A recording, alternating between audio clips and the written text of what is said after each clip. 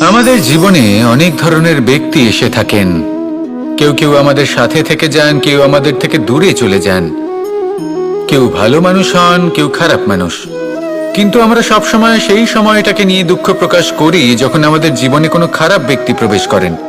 তারা আমাদের খারাপ অনুভূতি দেন, দুঃখ দেন, কষ্ট দেন। আমরা সবাই তাকে ভালো মন্দ কথা বলি।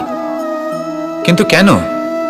এমন বিভিন্ন ধরনের মানুষ, খারাপ মানুষ, ভালো মানুষ সবার জীবনেই আসেন এবং সকলকেই একটা অমূল্য শিক্ষা দান করে যান।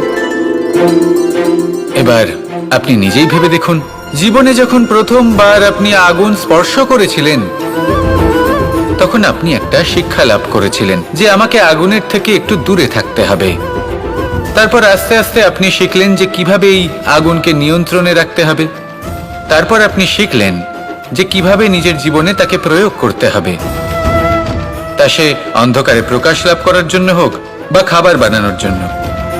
সেইভাবেই কোনো খারাপ ব্যক্তি যখন আপনার জীবনে আসে কোনো শিক্ষা দিয়ে যান, তার প্রতি কৃতজ্ঞ থাকুন। তার বিষয় খারাপ ভাবার বা খারাপ অনুভূতি নিয়ে থাকার কোনো প্রয়োজন নেই। সেই শিক্ষা লাভ করুন, ইতিবাচক মনোভাব নিয়ে জীবনের সামনে এগোতে থাকুন। কেউ নেই যিনি আপনাকে বাধা দিতে পারেন। আসুন আমার সাথে ভালোবেসে বলুন, রাধা রাধা।